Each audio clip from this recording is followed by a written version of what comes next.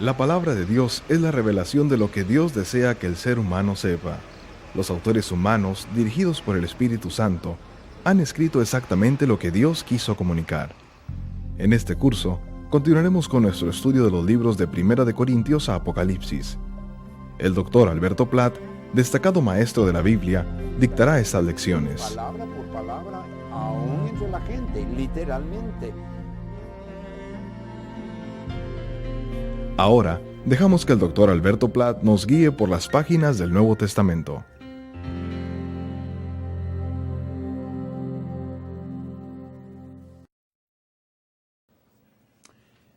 Por su lenguaje elevado, balanceado y hasta resonante, la joya literaria que es la Epístola a los Hebreos se ha comparado con la profecía de Isaías del Antiguo Testamento. Su mensaje se presenta no tanto como una carta, sino como un tratado lógico y ordenado. Y en eso tiene algo en común con la carta a los romanos, solamente que los romanos fue una carta dirigida a los creyentes gentiles, mientras que los recipientes de la epístola que ahora estamos estudiando fueron creyentes judíos. Los destinatarios de la anterior vivieron en el capital del imperio, mientras los lectores de la presente probablemente vivieron en lo que era el centro del judaísmo, Jerusalén. Ya habíamos mencionado que la epístola a los hebreos es cristocéntrico, y aún presentamos un pequeño bosquejo demostrando ese énfasis. Por ejemplo, Cristo, el Hijo de Dios, su deidad en la primera parte, y sigue Cristo, el Hijo del Hombre, y su humanidad en la segunda parte, y la tercera, Cristo el sacerdote, su obra, de 4 a 10, y al fin, Cristo el camino, su liderazgo. Un bosquejo más detallado reconoce el lugar de los peligros en el texto que trata de las superioridades de Cristo. En primero, la doctrina, la superioridad de Cristo y su persona y su obra. Luego, Cristo, una revelación superior. Cristo superior a los ángeles. Y también Cristo superior a Moisés. Luego, el segundo peligro. Y Cristo, un sacerdote, sumo sacerdote superior, con ese peligro de estancándose en la inmadurez. Sigue Cristo, un ministerio superior. Y luego Cristo ofrece mayores beneficios y responsabilidades en 11 a 13. Un repaso de los logros de la fe en 11 y unas exhortaciones a lo que la fe puede lograr en 12. Otro peligro, y al fin, la fe ha de producir una práctica de su género. Se notará que los 5 peligros aparecen en el bosquejo, pero no avanzan el argumento de ello. Y es por eso que se ha dicho que las amonestaciones contenidas en los peligros son de tipo parentético al argumento, pero parte integral del libro. La naturaleza de nuestro estudio es de tratar las obras nuevo testamentarias a grandes rasgos, captando el argumento de cada libro, pero resistiendo la tentación de enfocar los detalles. Aunque esa es la regla, a veces uno tiene que detenerse un poquito en una u otra porción. Considere la apertura de la epístola. Dios habiendo hablado en 1:1. Es una frase que demanda nuestro aprecio y nuestra meditación. Piense por un momento de la alternativa. ¿Qué si no lo hubiera hecho? ¿Puede usted imaginar cuál hubiera sido la condición del hombre si Dios se hubiera quedado callado? El Antiguo Testamento documentó esa primera etapa de comunicación divina, obra que presentó a la vez el carácter progresivo, pero incompleto, de dicha revelación. Progresivo no quiere decir una revelación que procedió de lo menos verídico a lo más cierto, o de la mentira a la verdad. Tampoco estamos hablando de una evolución del concepto que el hombre tiene de Dios. Ese testamento relató los eventos históricos para que el ser humano reconociera la mano de Dios y el verdadero propósito espiritual de la historia. Es una revelación de los pensamientos, los planes y los propósitos de Dios. Hebreos capítulo 1 indicó que ese fenómeno tenía tiempo de manifestarse y que se hizo de muchas diferentes maneras. Las frases muchas veces y de muchas maneras no pretenden menospreciar al Antiguo Testamento o tratarlo como si fuera de menos significación o fragmentado. Más bien, reconoce la bondad y la versatilidad de Dios en acomodar su revelación a la capacidad del hombre para entenderla. Gracias a Dios, Él nos ha hablado. Pero la más calurosa expresión de gratitud se reserva para el versículo 2. En estos postreros días nos ha hablado por el Hijo. 1:2. La revelación de carácter Hijo es superior. Superior por quien es. Heredero de todo. Creador. El resplandor de su gloria. La misma imagen de su sustancia. Sustentador y Redentor, capítulo 1, versículos 2 y 3. La mayor parte de lo demás de la epístola se dedica a una explanación amplia de esa superioridad. Enseguida, Hebreos afirma la superioridad de Cristo sobre ángeles. El uso del tema los ángeles es muy pertinente para los lectores judíos, ya que dichos seres espirituales figuraban prominentemente en la historia de ese pueblo.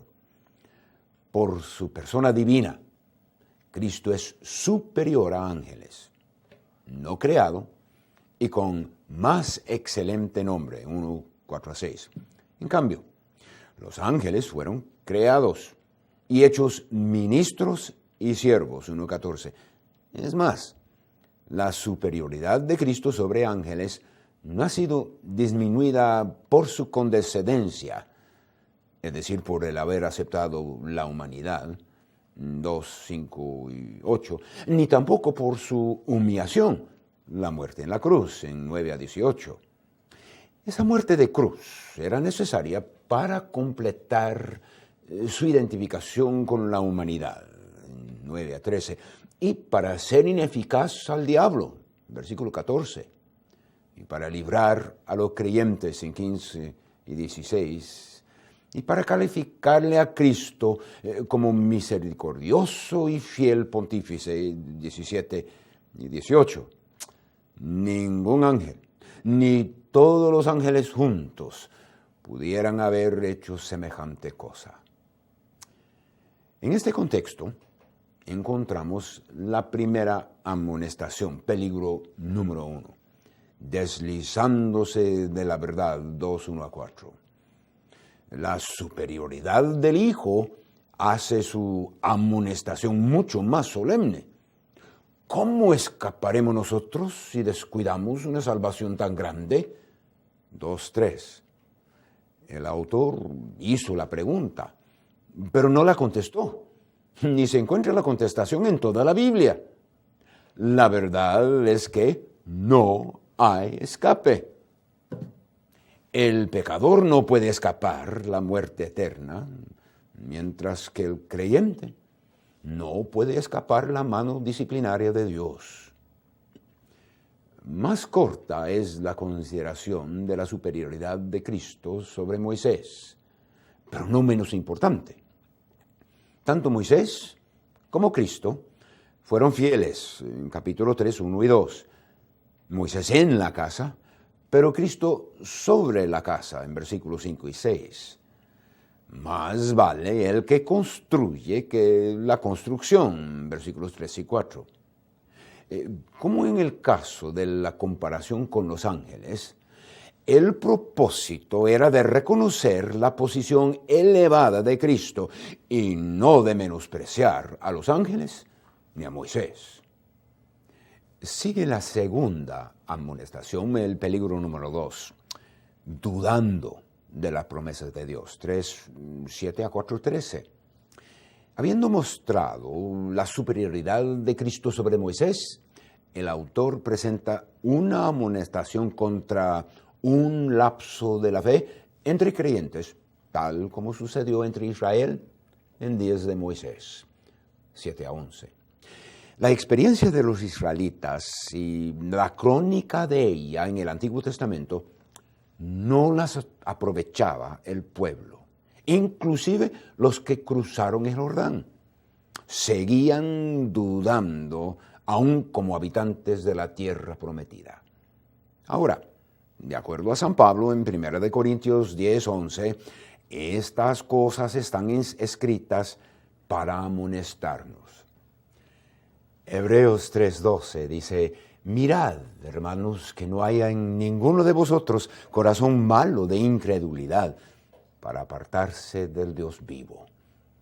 El creyente descansa completamente en la obra redentora de Cristo, 3 y 4, tal como Dios el Creador descansó de la obra creadora, versículo 10.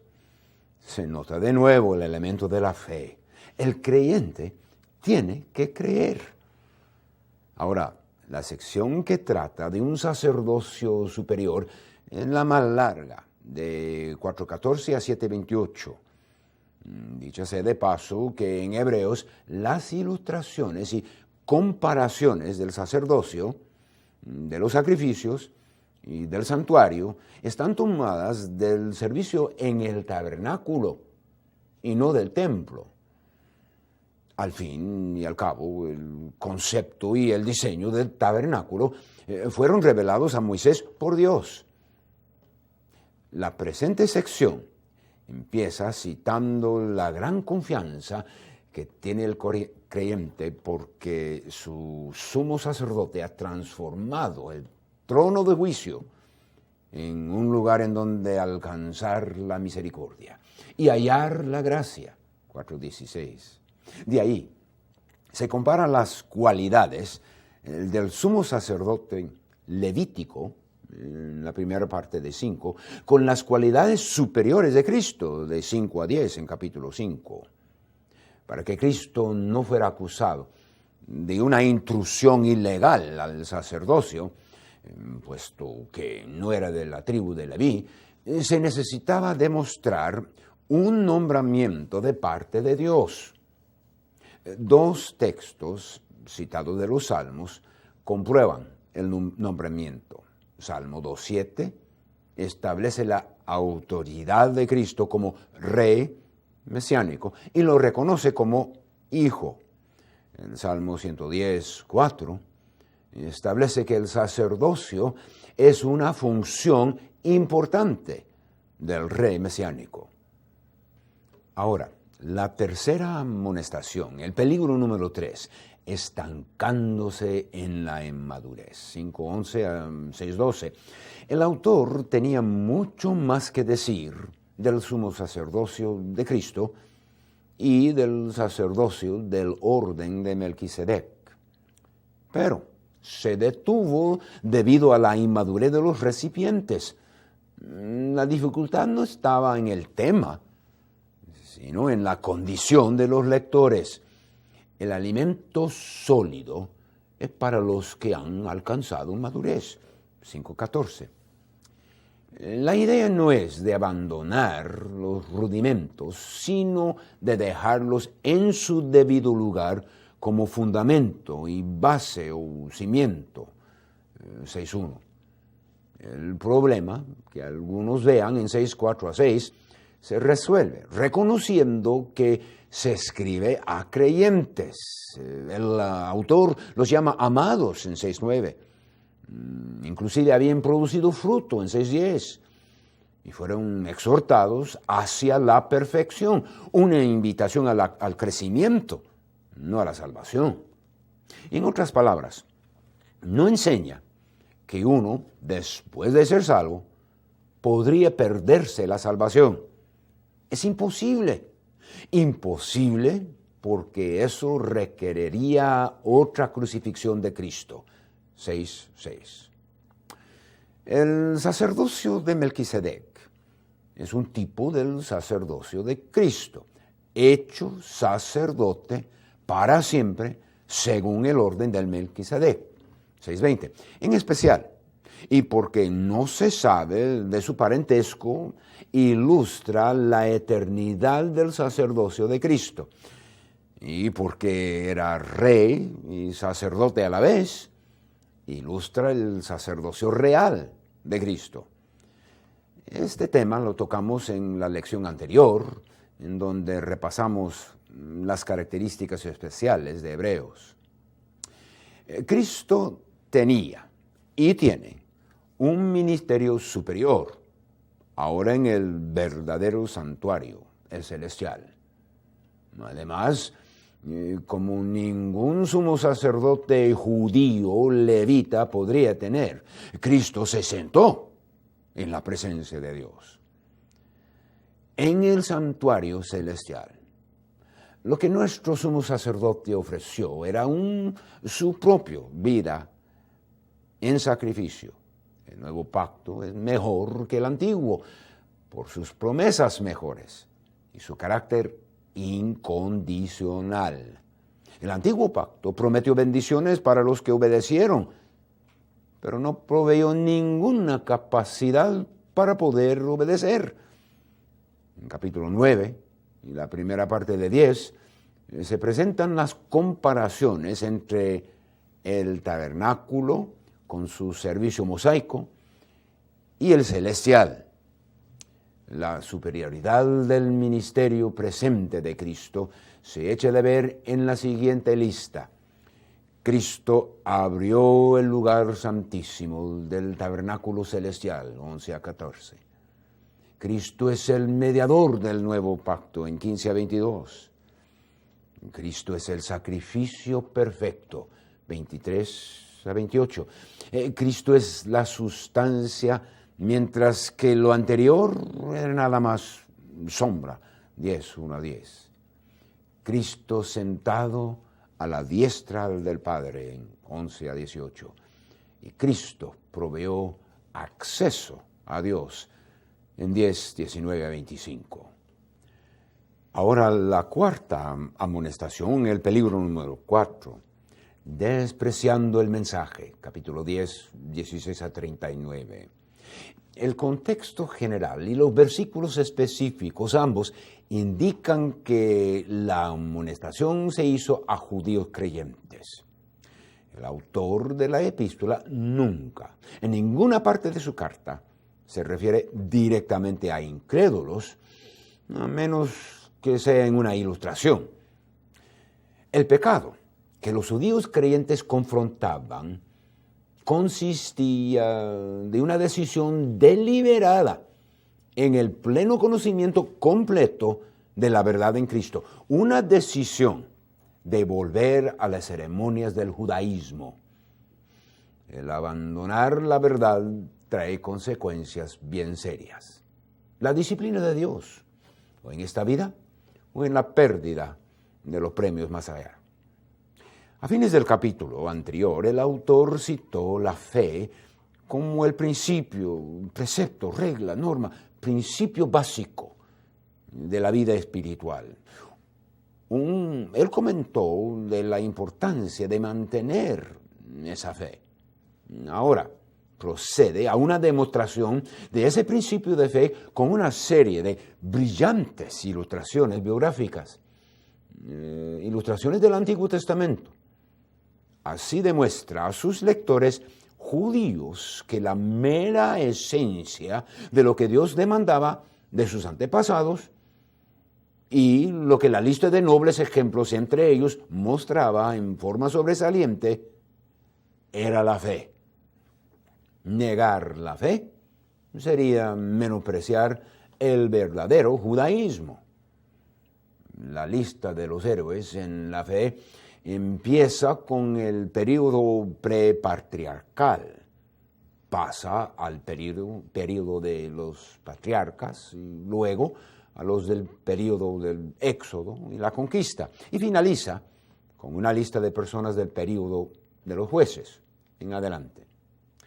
En Hebreos 12:1 se cita a todos aquellos héroes de capítulo 11 como los que testifican a que se puede vivir por fe.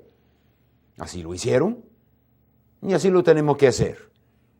Esa gran nube de testigos de 12:1 no se refiere a personas que están observándoles a los creyentes en el mundo, sino a personas que testifican a que sí, se puede andar por fe en este mundo. Qué magnífica manera de empezar la sección que enfatiza la responsabilidad en la vida práctica.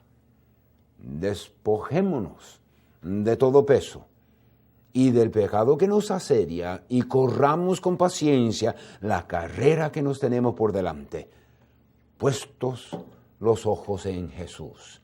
12:1 y 2. De ahí viene una serie de exhortaciones en cuanto a lo que la fe puede lograr, principalmente por la disciplina que Dios aplica a sus hijos. Es el factor familia, porque el Señor al que ama disciplina y azota a todo el que recibe por hijo en 12:6.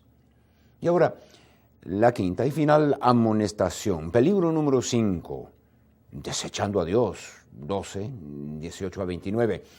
El problema que tiene el creyente no es el de pecado que causaría la pérdida de su salvación eterna, sino el del pecado que podría causar la pérdida de la bendición del Señor en su vida, o aún la pérdida de su vida física.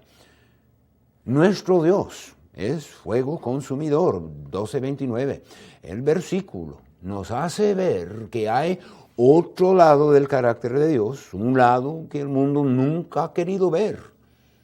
El carácter de Dios de Sinaí no ha cambiado. Su justicia y su santidad están intactos.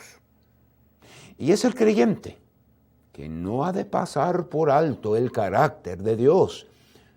Es cierto que tampoco ha de estar en terror de Dios, pero el respeto que le tiene, respeto por su santidad absoluta, ha de ser de la clase que la Biblia demanda. Temor, las consecuencias por no reconocer esa santidad absoluta con el debido temor podrían ser funestas. Finalmente, la misma fe ha de producir una práctica de su mismo género. Amor fraternal, en 13:1-3. Amor conyugal, en versículo 4. Contentamiento, 5-6. Responsabilidades hacia el líder espiritual, en versículo 7.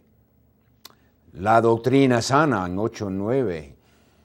Y los privilegios de un creyente en 13:10-17. Inclusive el sacrificio de alabanza en capítulo 13, 15-16.